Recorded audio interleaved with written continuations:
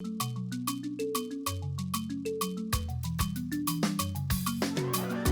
making moves, we're shaking things, speaking our truth, living our dreams. I'm talking about the unconventional, unconventional, unconventional African. My people, we are back with another episode of the Unconventional African. It is your girl Elizabeth hosting for you today. I have a beautiful young lady here with me. When you say entrepreneur, when you say big mugu, when you say money maker motivator, you need to name her. I named her twice. Wow. My girl, please introduce yourself to the people. Hello, it's Obehi. Not just Obi, Obehi. Obehi. What's up, everybody? This is Obehi, also known as Obehi Angela, and I am an entertainment news journalist and producer. Awesome. Wow. So, entertainment news journalist and producer. Yes. So, this one is combination soup. You have everything inside of you. And don't forget, guys, this girl is also beautiful. Wow. It's not just okra. It's also ogbono I'm soup. telling you, and the goosey side. It's not just pounded yam. It's also a bar. Let me tell you, this girl now real swallow. I just love her energy. And guys, I had to have her on this show. You are doing so much from like YouTube to work in all these industries. How do you do it? It's really just trying to get your feet wet, literally just getting in where you fit in, taking advantage of any opportunity that comes towards your way and just owning it and trying to make it your own. Like, it's rare that I'll ever really say no to an opportunity. So you're hungry. I'm hungry. I'm starving. You have to be hungry in this game. Starving. So all you people out there, that's a lesson. If you're not hungry, go and sit down. Go and sit down. Go and sit down because it's only the hungry people that can eat. Yeah, so I would just say, I mean, you gotta want it bad enough. Especially just in any industry, not just in my industry. So just taking advantage is the number one thing, and then just balancing it out from there, I would say. It's just kind of how I try and dibble and dabble into as many industries as I can. That's really incredible because that's definitely an unconventional move, especially as an African. And the cool thing about your story is the fact that, like, you went to college. This wasn't just something that just fell into your lap. You didn't wake up one day and say, this is who I am. Exactly. You know what I'm saying? And a lot of times people look at your Instagram, they're like, oh, BET, oh, this, oh, that. And you're like, it didn't just happen today. Like, I literally had to work at this. So I guess my first question for you is, what was it like growing up? Like, what did you actually want to be? Like, who is Obehi in the beginning? So I love this question because it's so funny to me. So for the longest, I would try and I always want to be something new. Like every school year, okay, this time I'll do this time I'll do that. But every field that I wanted to go into wasn't based off what I genuinely wanted to do. I didn't know what I wanted to do, to be honest. But I would always, like growing up, I'll never forget, because in every essay, that's the favorite question they used to ask me when you're young. Oh, yeah. What do you want to be when you grow up? What do you want to be when you grow up? And what's your favorite career? I would always say, I want to be a pediatrician. But do you want to know my reasoning? Okay, I know my parents want me to go into something with medicine. Period. So what can I do that is still considered, quote unquote, fun? I said, okay, you like kids, be a pediatrician. So that was the thing for the longest. Oh, I'm going to be a pediatrician. I would tell my parents, they're just like, correct. Yeah, correct. You want to do doctor. And I'm just like, oh, I'll be a pediatrician. And I'll never forget. Someone told me, and I believe it was probably a teacher, they told me, well, you're not dealing with the happy kids as a pediatrician. And I said, oh, you're right. I'm going to be dealing with a lot of sick kids. I'm not going to like that. Like, I threw that dream away by high school.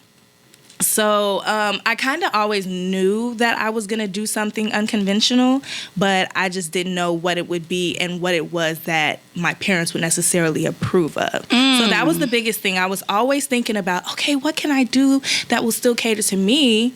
I was always still kind of selfish to an extent, but I always still wanted to kind of make sure I'm pleasing my parents. in the same way. So that pediatrician job died, and then, well, I was going to go into the whole story into how I eventually ended up in this field. So it was my senior year of high school. And, junior year is when you start taking that ACT and you start thinking about college in high school. So I started, I took the ACT. And that's when I think I really noticed, you really think, first of all, you don't like science. You don't like math. Let's be real. And then the scores are literally the receipts. Your highest is in English and reading. I always would win essay contests, my whole entire life. And it was just a gift that I never really noticed or, took seriously, because it's okay, I'm supposed to be a scholar. I'm African.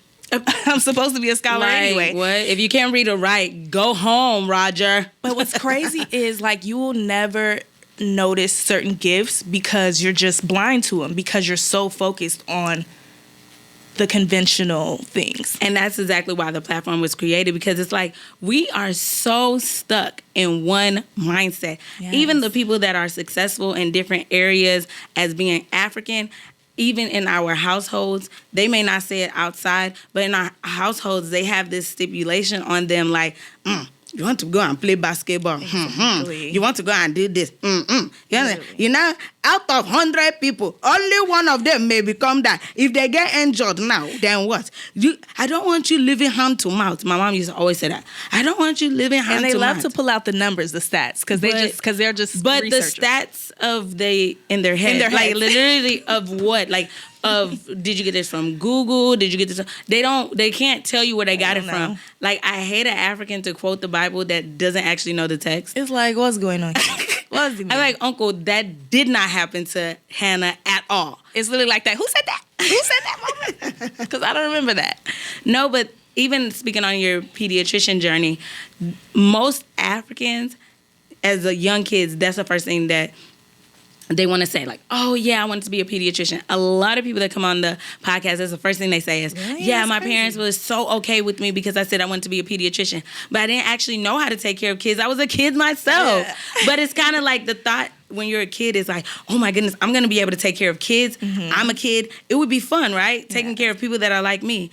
But the gag is, the kids that you're going to be taking care of is actually sick, and they may die and things like that. And on top of all of that, you're going to have to deal with poop and pee and puke and spit, and they bite. Trust me, I work with them. And spreading germs. Kids love to spread a good germ. I work in the emergency room. I watch them wipe their nose and touch your counter. Exactly. Sneeze right on you, and you just have to be all right. Yeah, well, I'm just going to have to take it because it's what I signed up for. Exactly. So during high school, you said that you took your ACTs and you noticed your scores were more favorable in English and reading. So how did that kind of catapult you to where you are today? So I feel like it was really the ACT thing that really kind of clicked. Hey, you probably need to go into something that you actually are good at, and that you actually will excel in, and something that you actually like. I never liked math and science. It just wasn't a thing for me. I'm also the youngest of 5 women. So that's another thing, too, that played into account. So just kind of seeing, I'm the youngest of 5 women and also the last to go to college. So seeing all of my sisters go through this same process of how they ended up in their respective fields, it made me really think hard, and it really made me realize, hey, you got to really kind of put yourself first. And all of my sisters were kind of in different fields. I would say my oldest sister and I are in the most mutual fields. But I just learned a lot from watching them grow up, so I kind of knew how to move for myself, if that makes sense. And you're definitely lucky because being the last, you do get to see some people ahead of you. And it's really hard when you're the first, because I swear you're the experimental child. Your parents will do everything with you. Are you the first? I am the first. Oh my. So, okay, that explains a lot. Yes, I am the first. And even when it came down to SATs, ACTs, when it came down to applying for college, my parents knew nothing about that. Even when they did come here and go to college, they were coming from Nigeria with scholarships and stuff like that. So they didn't have to go through the same process that I went through. And I remember telling my mom, literally, I will never forget, it was probably April of my senior year. I'm yeah, Mommy, I'm going to, I kept, they would say first choice, second choice on the applications. I would always put biology and chemistry, right? And my mom goes, stop putting that. Put nursing. Nursing? I said, what? She was like, no, you're going to read nursing. I don't want you to go and read biology or chemistry, because if you don't enter medical school the first cycle, you will have to be a teacher, and you cannot be a teacher. Oh my God. Said, like, wow. Mom, who told you that? But I said, wow. First of all, put me in a coffin. I thought that I was doing the right thing. I thought that I was doing everything that you wanted me to do. Now I have to do an additional thing, which is become a nurse first, and then go to med school in your order. And it's so weird because our parents don't really think about it like that. They're just like, no, let me do and tell them the best thing. But you being the youngest, you kind of see how, like, okay, your parents may be telling you what they want for you, but your parents ultimately did also what they wanted to do and what they were capable of doing. And what they had with the resources that they had. Yeah. Granted, many of our parents probably would have did something else, but they also wanted to go to a new country and find greener pastures, which is something was a dream for them. So I kind of feel like if it's a dream for me to do photography or become a DJ and stuff like that, allow me to enter that risk, because it was also a risk for you to come here, not have a visa for how long, not have a green card for how long, not be a citizen for how long, work these backdoor jobs for how long. And it was like you had that opportunity of taking that leap of faith and trusting God through the process. Let me do the same. Like, you know, it's kind of like with a baby. If you don't let the baby fall, they won't know that the ground is that close. They won't know that it's okay to fall and get back up. We need to fall. It's okay to chase your dreams. It's okay. That. You know what I'm saying? And that's what builds your hunger, because you're like, okay, I'm not the greatest at this. But if you do like all these quote unquote conventional fields that everybody is in, if it's really not your passion or your dream, you're going to be miserable. Miserable, literally. Who wants to sign a contract of misery? Like, some more people do than you think, though. Exactly. Way because more people do than you our think. Culture has taught us that it's okay to be faking it till you make it. It's okay to be, as Africans would say, suffering and smiling. Literally. My mom loves that term. Suffering and smiling. No, literally, somebody needs to literally come out with some t-shirts. But I'm about to put that on our next merch. The Unconventional African. No more suffering and smiling. No more suffering and smiling. That is a thing. That's so crazy. I was about to say, as our people would say, suffering and smiling. No more of that. Like, guys, when we go into 2020, please remember, there's no more suffering and smiling. No more. No more it's suffering. Finished. It's finished. I want all of you guys to really find your purpose in what you're doing. If it's not something that you're enjoying, find a different route. Take that leap of faith, because God will meet you on the other side of it.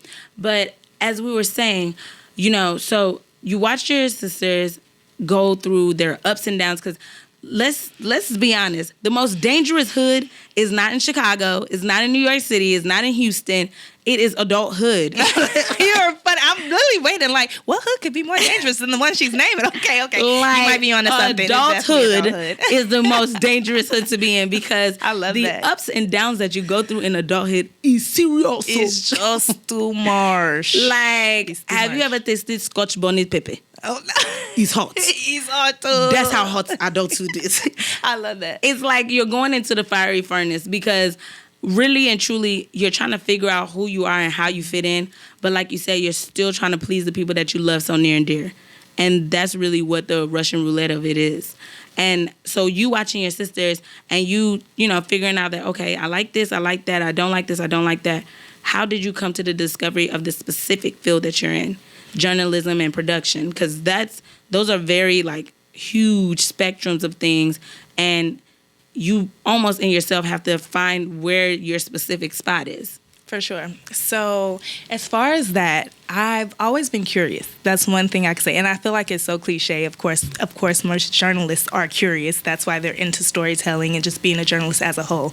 I've always been curious, and I never, ever, ever strayed away from trying something new. Mm-hmm. So it was my senior year in high school, and I'm like, you know what? It's almost time to start applying for colleges. This is about like the last semester before it's time to start getting those applications rolling and things like that. So this has to be first semester of my senior year.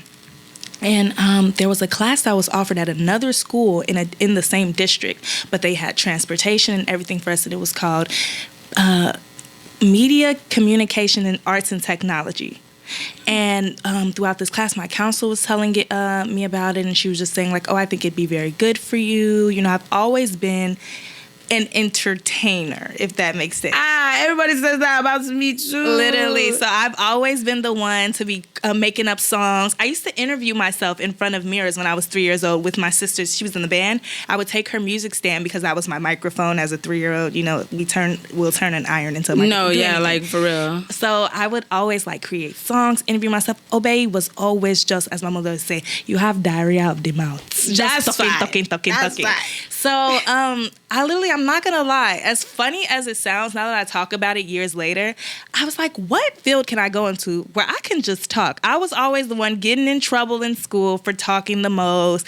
I was just an entertainer. I just loved making those around me feel good and everything. So I said, okay, this class is offering a lot of things where I can kind of showcase my personality and figure it out from there. Can you imagine that I was so like blinded by any field that wasn't medical or like political or, you know, the conventional fields? I didn't even think news reporting was a thing. I didn't even think journalism was a thing. It wasn't until I took this class that was offered at another school in a different district. I was the anchor for like our high school We had the different high schools, so I was the little anchor, and it was so cute because like it was showing the lunchroom, and like I was, they would send us on projects as high schoolers to do documentary style film around Chicago, and I'm like, this is like a job, like people get paid to do this, like, wow.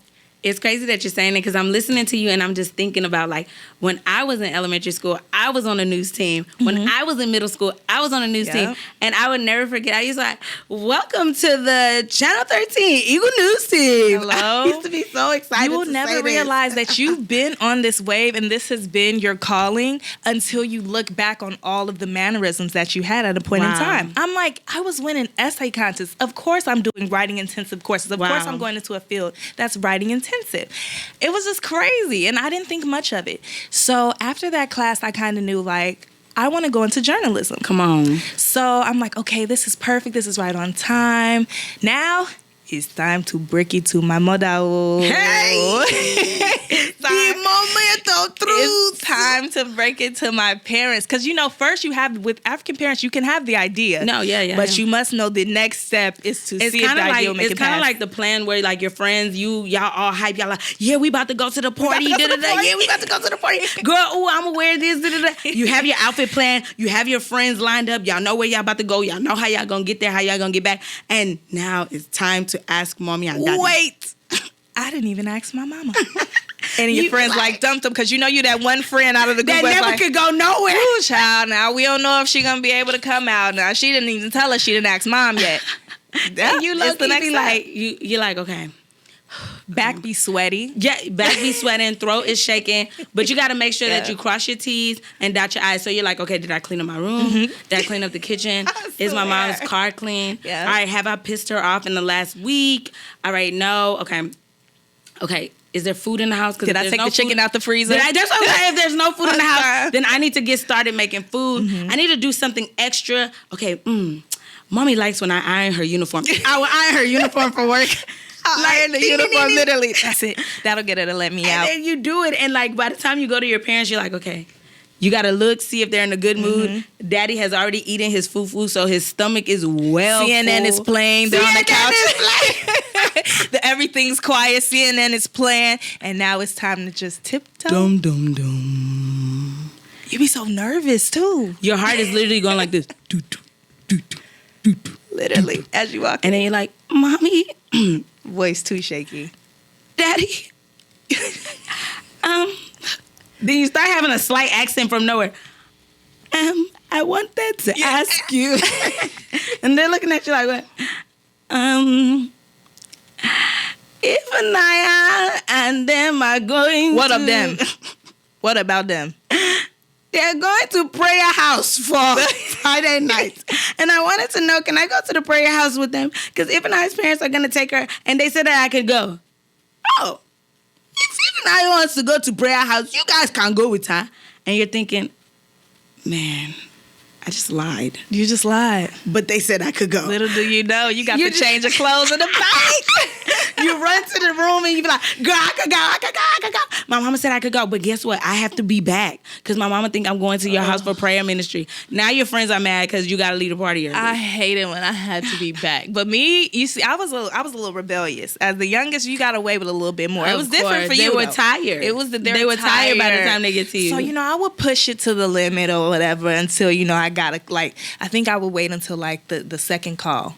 So I was wild. I would let her call first, and then I'll be like, okay, that's warning. I need to wrap it up, but still be lit, After the second, y'all, I gotta go. I gotta go.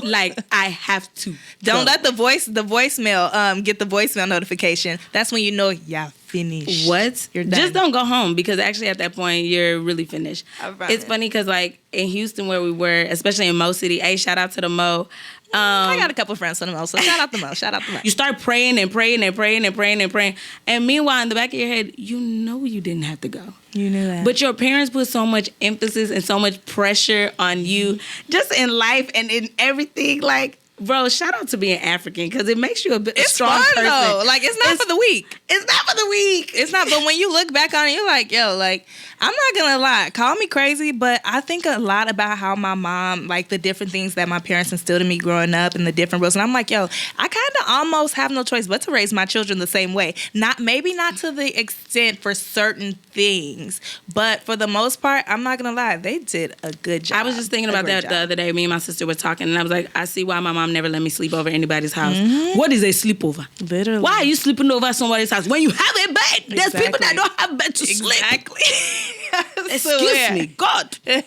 My mom used to be like, N-O, case closed. N-O, that spells no. That's what my dad was saying. Going on, now that you have joined the field of journalism, I think that in itself is really cool. How did you get to the production part of it? How did you know that, okay, yes, I love the writing, but I also like to make sure that I'm behind the camera and putting all this stuff together? How did you, because it's difficult to learn all these things.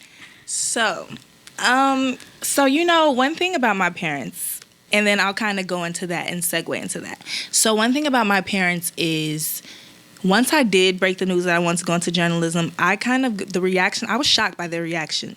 They were just all for it. They're like, okay. You're the last born. And I know. And I know the advantage. Who wants to cause themselves hypertension 5 times? Literally. And I'm like, thank God for my sisters because I told you we're all different flavors. Yes. So, they got their doctor, they got their lawyer, and now, they got their job. But they love it, though, now. Now they're just like, the news, I knew Scasta. But that's just because they can, they have they have what they want. Luckily, shout out to my sisters, man. Y'all held it down for your boy. You know what I'm saying? I probably wouldn't be here if it wasn't for y'all because, listen, they kind of made it a little easier on me. So basically, after I kind of went into that, my parents will always tell me, one thing they always instilled in me, if you're going to do anything, just make sure you're the best at it. Period. I'll never forget my dad told me that. They said, whatever you do, just make sure you're the best at it. And I feel like all Nigerian parents say that, or just African parents in general say that to their children, whether it's in their different languages or worded differently. But yeah, my dad told me straight up, whatever you do, make sure you're the best at it. So I took that and ran with it. And you want to know what I did, how I ended up at my university? I literally searched top journalism schools. I said, well, shoot, my daddy says I have to be at the top. I need to be at the top. That's the prize. So literally searched top journalism schools, and I ended up going to the University of Missouri. Okay, also known as Mizzou. And shout out to Mizzou. Shout out Mizzou, man. Shout out the Tigers, man. You know what I'm saying? So I ended up going to Mizzou. And what is crazy is that I was so set on going to a different university for all of the wrong reasons. I wanted to kind of just be under my sisters. They're my idols. I idolize them. Exactly. So I'm like, 3 of my sisters went to University of Illinois. I'm going to go there. Shout out UIUC. I was about to say UIU. I still got love. I still got love for the UIUC. I was still there every other weekend. But I ended up not getting in. I was devastated. Their journalism pool was too competitive. I was devastated. I'm like, dang, I just really wanted to go here. I had plans just to end up going to Mizzou. And at the time, and I still feel like it is to this day, but that's another discussion for another day. But at the time, Mizzou was the #1 journalism school, and it still is. Wow. And I got rejected from U of I. I'm like, oh, God. I wore the U of I gear on decision day. It was that real. I knew I was getting in. And I ended up there. So that's just another way of saying, just always trust in God. Period. And he literally is ordering your footsteps. Ended up at Mizzou. Now, how I got into that aspect of production, Mizzou, top journalism school, they're offering a lot of different things throughout this program. They have 50 different journalism emphasis areas. Wow. So they give you that flexibility to kind of test the waters and see what it is, kind of that trial and error type of deal. So, of course, I always knew I wanted to do something on camera. And so I'm like, okay, maybe I'll just go the broadcast journalism route. So how Mizzou does it, for certain people, you can jump into your emphasis area as a freshman and just go straight into it. Don't you know I was talking about that ACT score? That was for the people who had, that distant over close to 30. I won't speak of mine, but my own was less than 20. It just was less than, but that was just more for people who, they felt could just go straight into it. Yeah. But most of the people, they started off as a pre-journalism student where they give you those prerequisite courses, and then after two or so years, you claim an emphasis area, which I kind of liked better anyway, because it's like chance. I kind of got to see, even from older kids, I kind of got to see what they were doing. I kind of got to join clubs and see, all right, well, they're taking this route, or well, what else is offered? So I thought broadcast journalism was strictly going to be it. It wasn't until a friend of mine let me know that there was something called convergence journalism. So that's what I have my degree in. I have my degree in convergence journalism with an emphasis in television reporting. Wow. I didn't even know that was a thing. So, of course, my friend lets me know, well, basically convergence journalism is converged media, all facets of multimedia in one major, and it's an interdisciplinary major, so that TV reporting aspect, you're a broadcast journalism student too. I said, okay, everything that I was just thinking in my mind when it was time to declare that major was, if you're going to do it, just be the best at it. Just be number one. Just be number one. So I'm like, okay. And then, of course, from having previous internships, I realized how vital it was to be multifaceted. Yes. One day, you're a janitor. One day they'll ask you to be a front desk. Yes. So I'm like, okay, I feel like this is best. This would make me more marketable. And I told you I'm very curious by nature. I'm curious. I want to kind of see how it is to be behind the scenes. I've never been one of the type of person to box myself in and limit myself. So throughout this major, I get to not only test the waters, but once I graduate, I can go into any avenue. Wow. I feel like most people anyway, after graduation is when they realize, hey, this may not be the route this may not be the track that I want to go on. Let me try this out. Yep. So why not take advantage of the opportunity to have that experience before? So just in case, if I change my mind on whatever track, oh, cool, I can do that because I've done it already. Or cool, I can switch into that. So that's how I ended up in the production aspect too. So I was able to be a producer in school. Like, the school was I really want to shout out to Mizzou because I feel like they really equipped me for my future for sure. Some people would say like, oh, college didn't do this, or like I didn't feel like, I still don't feel like. All right, so any journalism majors out there? Just look into it, and if you black, you might get a little money, you know what I'm saying? Because they look out, So if you're African, y'all, go and collect the money, If you know you like reading and writing, stop wasting your parents' money and go and do something you like. And it's okay, though, because shout out to, the conventional Africans, too. We're not shading you. We're definitely not shading The nursing school is lit, too, honey. It's one of the tops, so just look into Mizzou because the nursing school is lit, too. This person is successful in this, that person, but we all need each other to be who we are. Mm-hmm. Like, if you're genuinely happy, because I was talking to a guy the other day, and he's a dentist. He's in dental school. And the way this guy was describing doing anything with teeth, he was like, I've always wanted to be a producer, and like I used to do like music engineering type stuff, and he used to make beats for people and stuff like that. He was like, that's the kind of way I feel about people's teeth. I'm like, there's so many different types of teeth, and you gotta, maybe you want to add a drum here, you might want to add this here and make that. He was like, and then it just turns into like a perfect masterpiece. And that's how I think about people's teeth. I'm just kind of like, if I put a brace here or a crown here or this here or clean that up, then it turns into this perfect masterpiece, and I can make people confident, and they can go out there and conquer the world, just like when people listen to music, they can conquer the world after they listen to a great song. And I was like, where he at though? That's my friend. He lit. He actually here in the NY though. Like That's he's actually here. lit. And I'm like, that's what I want everybody that listens to this podcast to come to the realization of. What is it that you would do and you could do it if nobody paid you? Passion. What are you passionate about? What are you passionate about? What do you really love? And man, we can go on and on and on about that. We actually want to know more about, like, okay, so have you had any struggle in this field? Because I know so many people are like, just move to New York City. You'll be a journalist. You'll be a millionaire. Everybody will see you on TV. Easy life. Like, can you tell us some of the struggles you've had in this field? Because I know it's not easy. And no field is easy, but, like, I mean, to come to a big city like this and then to try to make your name, like, Yeah. I would say, especially in this field for sure, but I feel like this is so, like, these struggles are so transferable to any field. Anywhere.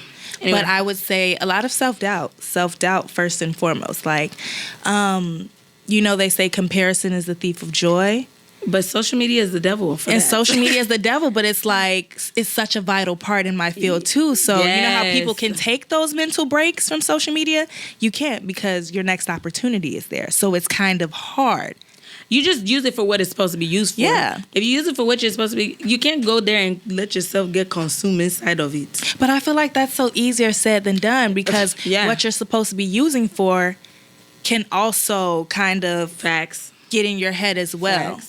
So it was just kind of, it can sometimes be a losing situation. But I have learned, since being here, I've learned kind of how to use social media in a more healthy manner. Wow. But I would say self-doubt is definitely a thing, because it can be unstable sometimes. And especially if you're someone who values that stability, which I am. I'm someone who values stability and comfortability. But it's just crazy because, like, you know how they say, like, you should, if you're not uncomfortable, are you really working towards something? Are you really growing? So I would just say self-doubt can sometimes be a struggle. Well, it was a struggle. It kind of comes to and from sometimes still. Even you can do many great things and sometimes it'll still, like, creep up on you. But that has kind of been the biggest thing, I would say, especially being fresh into the field, because it is a ladder. I always say this field is a ladder. You have to start somewhere to get where you want to go. And you don't know, you can't really put X amount of years on it. For example, in different fields, okay, after 8 or so years of medical school, I'm going to obtain this. Or after this amount of years in law school, I'm going to get that degree, or I'm going to get that certification, So with this, you just kind of never know. So it's really a lot of, like, you got to be okay with being uncomfortable. And, I had to really learn that, especially being a fresh grad. Like, I haven't even been out of college for a year yet. December will make a year. Wow. So I'm still fresh on the streets, So I'm still fresh. So but I love it though, because I feel like I'm constantly learning as I'm evolving. So your biggest struggle, you would say, is self-doubt. Yeah, because it's just so many things that are not guaranteed, and it's a lot of trusting the process, which can kind of trigger that self-doubt. Especially, like, nowadays, because I mentioned it earlier in the podcast, but, like, that whole popcorn society, like, it just happens or whatever. Like, a lot of times we think that somebody just out of nowhere, they're just this big star.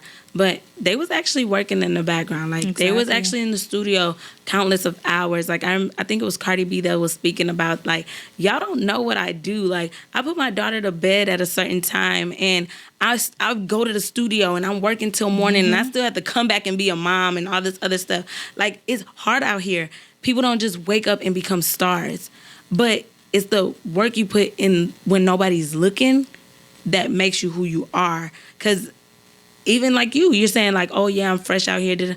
But you've accomplished so much in just this short amount of time. And I'm not one of your sisters, but I am so proud of you. Like, you're my sister now. What do you mean? Amen. You're my sister. Amen. Like, I'm so proud of you. Like, even, just listening to you, I'm just like, wow, like, yes. Thank you for being one of the people that pave a way for young Africans out here. Thank you for, following your dreams. Thank you for being bold and courageous enough to say, I'm going to go against the grain and be a little selfish. Yeah. Because it's okay to love yourself enough to look, quote unquote, selfish in the eyes of others. But you have to follow what's best for you, and that's what you're doing. And I think that, that just speaks volumes. Before we wrap up, is there anything else you want to tell the people out there? I want to Any tell last minute words, anything, food for thought, anything? I want to tell people to trust their intuition. And I want to say that instead of the typical follow your dreams, because there's a difference between following your dreams and there's also trusting your intuition. I consider myself a very intuitive person, and I kind of know when something is for me. Wow. Everyone doesn't have that. Everybody's not in tune with it. No. Everyone's not in tune with it, but I feel like everyone is in tune with their feelings to some extent. If you feel like something is meant for you, if you feel like you should be doing X, Y, and Z instead of or on top of, trust your intuition no matter what, because it's never wrong. And I feel like that's why I've been able to do the different things that I have been by the grace of God, is because I always have followed my intuition at a young age and following into now. And I still do it to this day. And honestly, it has never steered me wrong. So whatever it is, if you're listening and you just have a gut feeling and tomorrow you want to shoot this video, or you want to put that jacket on, or you want to talk to that person or reach out to so-and-so, just trust your intuition, because it can never steer you wrong. Yes, my sister is right. Trust your intuition. But don't be foolish. Don't be any jerks. Do not go and slide in somebody's DMs talking rubbish. And you know you have And then no you business. say it's because you heard it on the Unconventional African that they should follow their intuition. Don't go and embarrass me. Don't embarrass us. Because I will be very upset. And we'll find you. Oh, we will... And we'll deal with you. Anybody that gets any foolish DMs, just come and at the Unconventional Africa. We will chase that person down.